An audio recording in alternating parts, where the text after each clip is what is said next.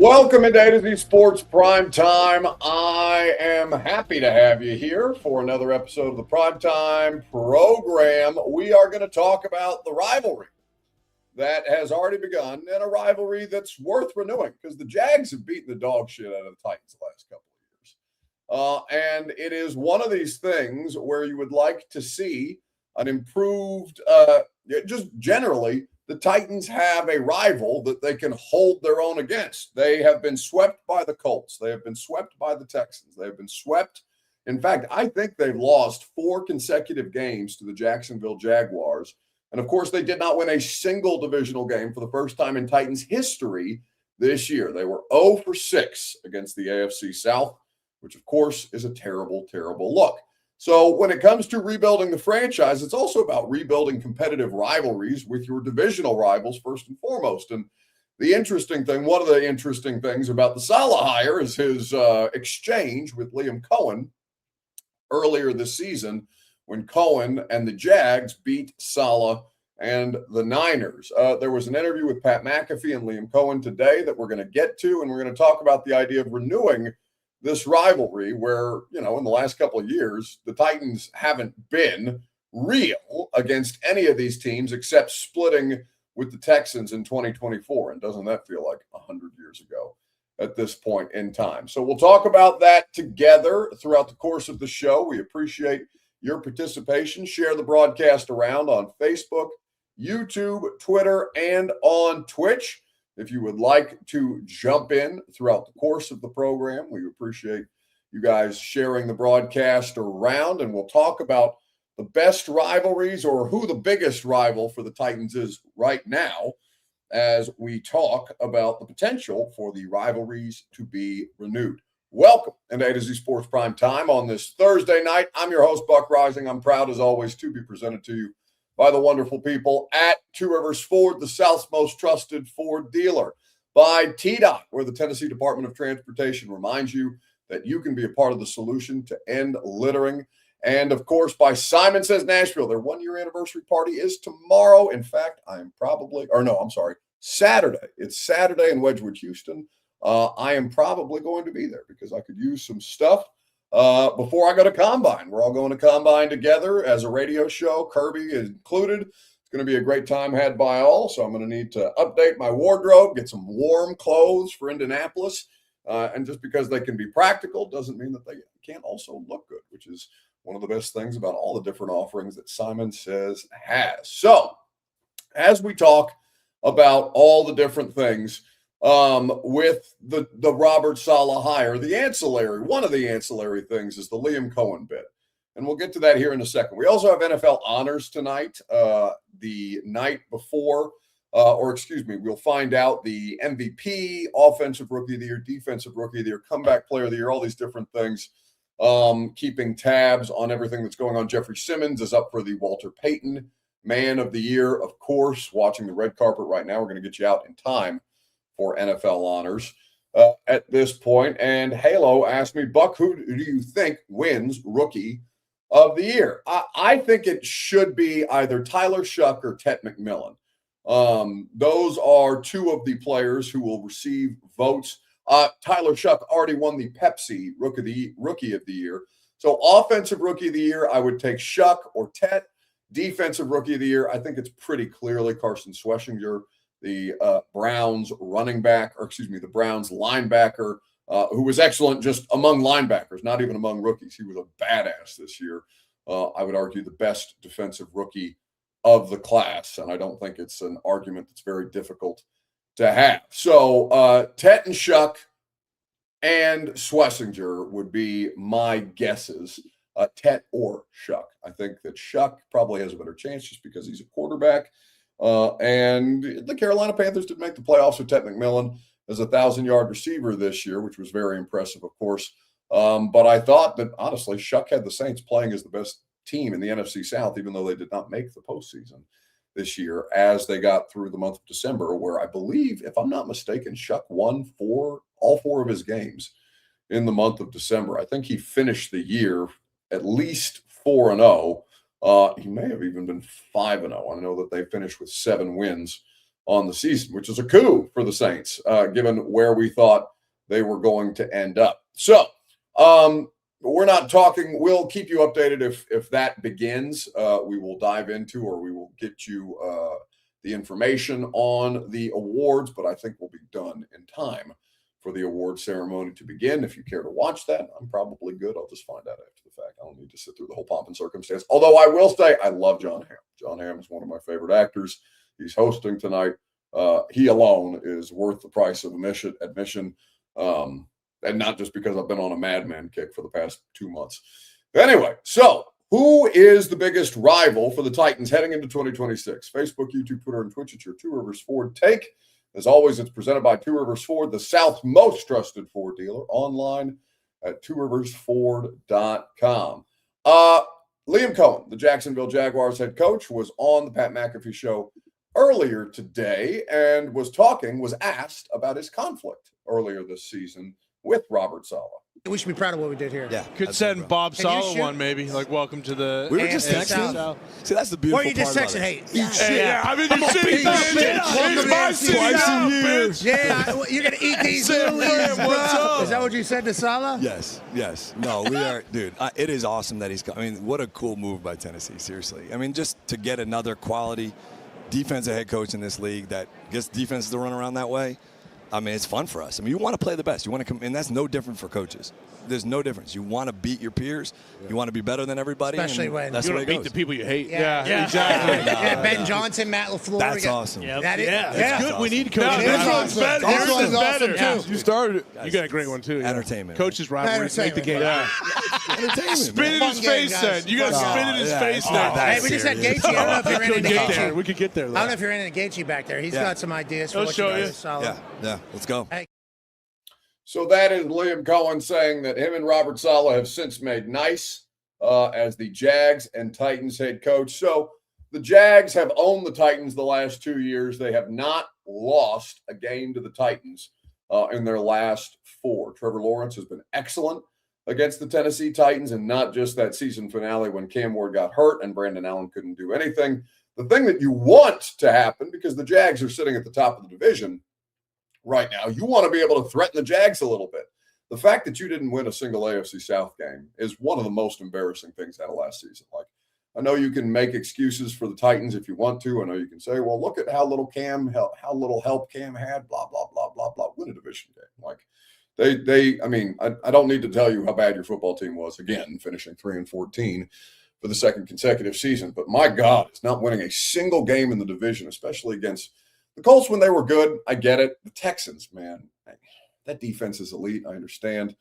But they didn't have shit in the AFC South this year. It's really, really embarrassing for them. And I hope that sticks with them. And I'm sure if you're a Titans fan, you hope that it sticks with them so that they can actually put up a fight instead of just laying down like dogs and getting their asses whipped the way that they did by all 3 of these other teams who they're supposed to be the most competitive against, right? You're supposed to be able to say, well, throw out the records in divisional games. Now, when it came to the Titans last year, they just got stopped.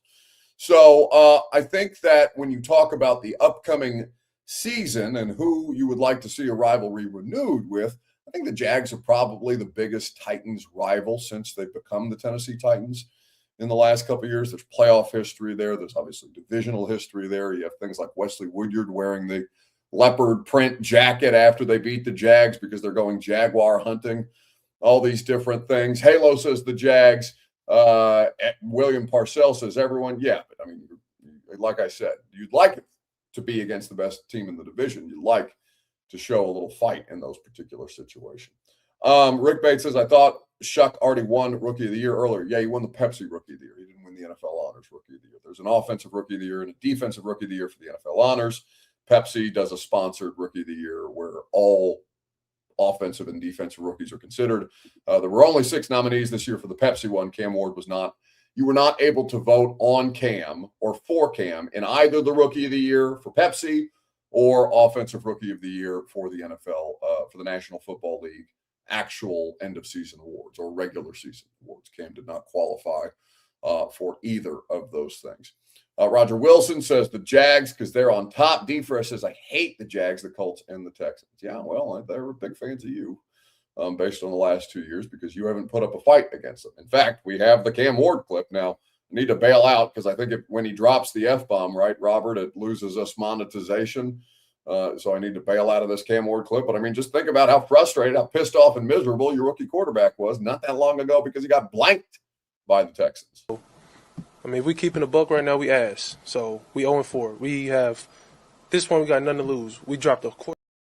You know the rest of the line. I don't want to have him drop the F-bomb and us lose the monetization for the evening. Get a very angry email from Zach Bigham and Austin Stanley. But you understand my point, right? Like, those are the worst. Your worst moments of the season came against your division. And obviously, those are your most important games to win. Blanked by the Texans, dummied by the Jags in both games. The Colts beat the dog shit out of you. Like, it's been tough sledding for the Titans in the AFC South.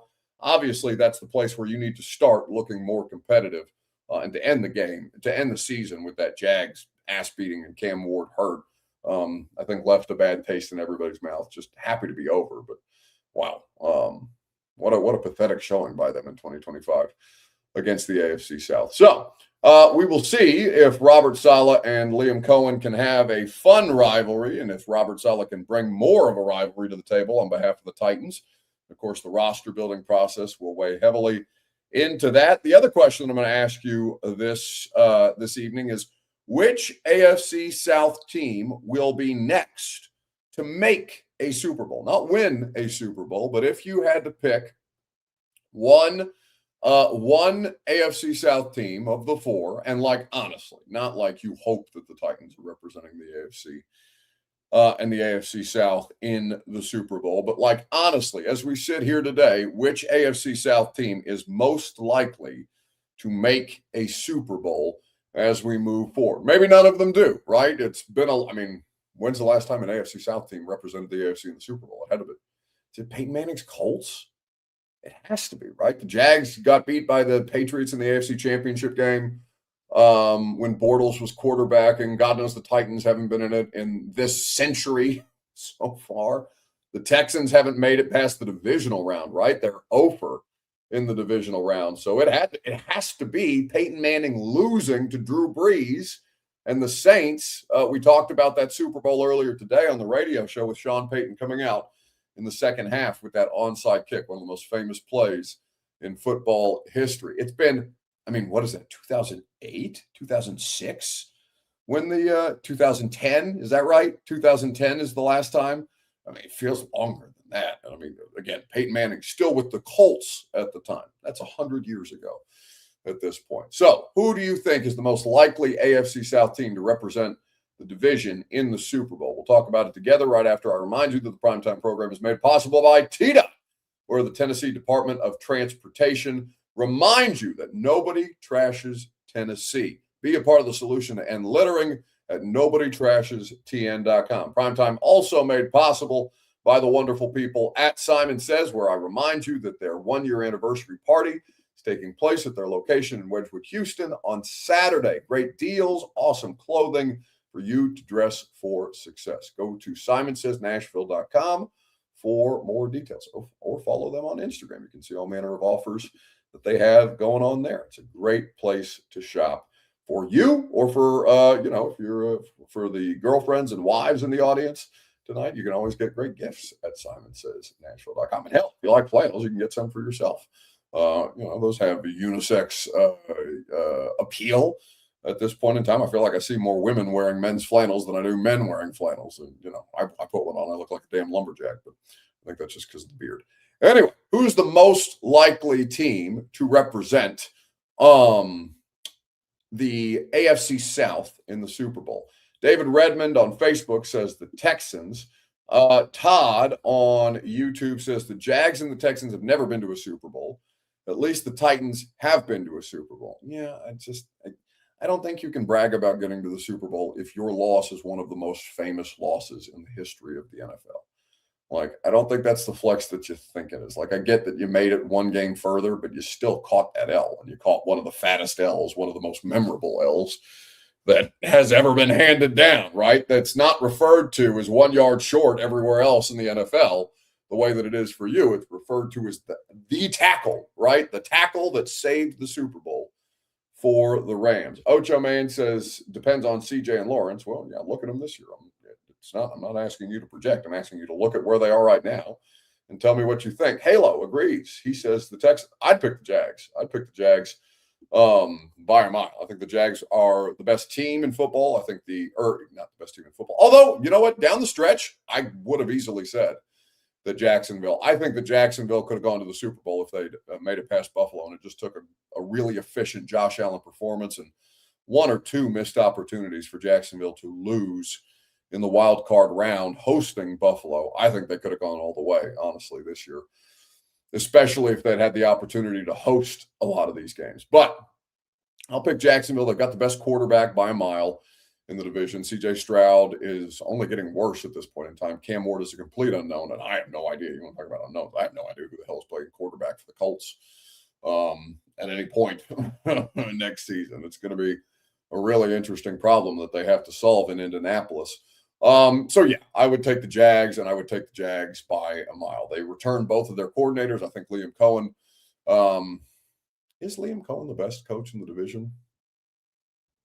Yeah, I'd probably say so. I think D'Amico Ryans has done an awesome job with that defense. There's nothing he can do about C.J. Stroud malfunctioning. I think that Liam Coen is going to have a huge, and has had a huge impact on Trevor Lawrence already. And I think that Trevor Lawrence, if he's just now starting to ascend the way that we expected him to ascend, I think that's trouble for everybody else in the AFC South. I'd probably go second place Texans just because we know more about them. Although the more that I watch C.J. Stroud, they've got a very difficult decision to make. They don't have to make it immediately, but it's sneaking up on them. And Houston may be in a situation where they just have to reset the board and let that guy walk because you can't bring him back. You sure as hell can't pay him $55, $60, $65 million the way the quarterbacks are making right now, the way that Trevor Lawrence is making right now. So I would pick the Jags. I think that they are the closest as we sit here today. I don't know. I probably wouldn't pick an AFC South team to make the Super Bowl, given all the other players in the AFC, especially if they get a little better health luck in Baltimore and Kansas City. We'll see if Buffalo doesn't take a step back. I think that's a fair expectation, especially given that they won 12 games this year and made the divisional round.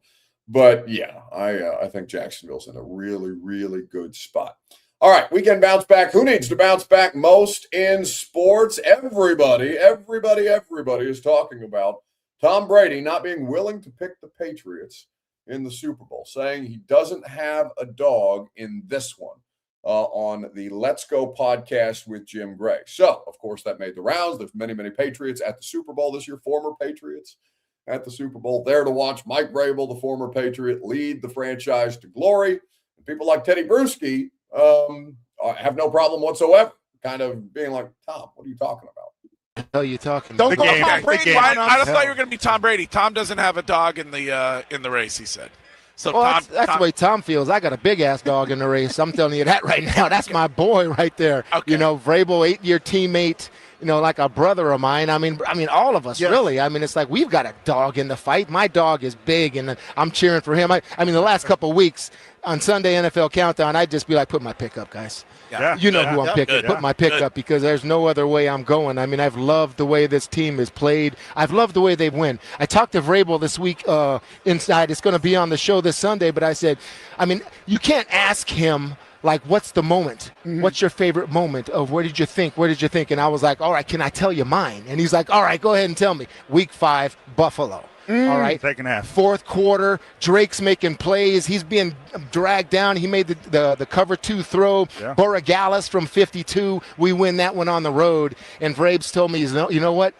Yeah, my parents were there at that game. And then my father told me after the game, he said, damn, that was pretty impressive what you guys did. And so won the next 10 games. Yeah, huh? And then he won the next 10 games. And I said, all right, you know what the favorite thing to this team is about me? Why I love this team so much is whatever game they're in, they know how to win. Right.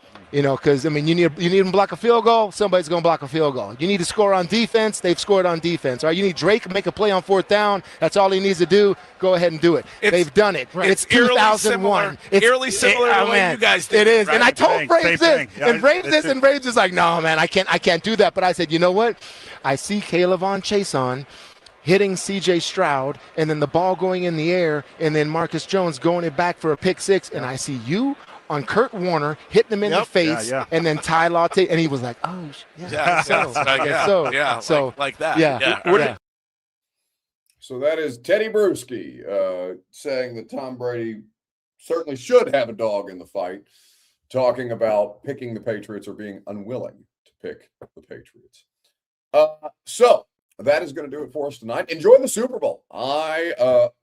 Should we do Super Bowl picks? I guess I'm technically going to do it with Brett Kern tomorrow on the radio show, but it's last primetime we'll do before the Super Bowl because we will not have, obviously, a primetime show on Sunday night on Super Bowl Sunday. So Patriots are underdogs. Patriots are the less talented team. Patriots are the team that has far more difficulty scoring. Patriots are the team that I think the vast majority of America are going to pick against. And I will take the New England Patriots. I'll tell you right now, I'm actively rooting for the New England Patriots. I want all of those people, players, coaches, front office personnel, support staff that I covered here in Tennessee. I want all of those dudes to win a Super Bowl. I want Todd Downing to have a ring. I want Mike Vrabel to have a ring. I want another ring. Mike's got 3 of them as a player, but why not get him one as a coach? I want Jack Gibbons and Robert Spillane and Harold Landry to have rings. I am picking the New England Patriots. I think that this is exactly the kind of game that I have seen Mike Vrabel win 1,001 times, and I've picked against them in many of these particular situations. I hope they beat Seattle's ass because I want them to have success. They're all good people. Ryan Cowden, Terrell Williams battling his way back from cancer, who was declared cancer-free here recently, prostate cancer. Is what he was diagnosed with, and the way that he's managed. Zach Kerr, who took over as the defensive coordinator in that situation. I want all those dudes to win a Super Bowl. They've earned it. They deserve it. Seattle does too. But if you're asking me to pick somebody who I think can navigate this situation better than anybody, I will pick the New England Patriots. I hope they win the Super Bowl. Go Pats. I can't wait. Damn, that would be cool. It would be so cool. It would make owners' meetings a lot of fun. It would make the combine a lot of fun this year. So we will see what happens. Laserface just says, just go cover the Pats. Damn. Well, if I was covering the Pats, I wouldn't pick the Pats to win the Super Bowl. Well, maybe I would. I don't know. But I wouldn't talk about the Patriots the way that I talk about them now because I don't cover them. Like, I'm never going to root for the Titans, guys. As long as I'm covering them, and even after that, I probably wouldn't root for the Titans. Just because I know too much at this point in time. But yeah, once you leave here, once I no longer have professional responsibility associated with you, I'm good. I'm a Ravens fan for Derrick Henry. I'm a Bears fan for Kevin Byard. I'm a Patriots fan for all of them. I'll be a Lions fan for Tiny Khalif Raymond. It makes me happy to see all those guys go elsewhere and succeed once their time here in Tennessee is done. So I hope all of them have that kind of success. But this is a exorbitant amount of former Tennessee Titans playing for the New England Patriots. I'll tell you, maybe. I don't want to disclose too much, but go win that shit. Go win that shit. I think it's going to be awesome. All right. That will do it for us this evening. Have a great rest of your night. Have a great weekend. We will see you tomorrow morning at 10 a.m. with Brett Kern, with Coach Dave McGinnis of Titans Radio, with Robert and Lucas and me on 104.5 The Zone. There's a very low percentage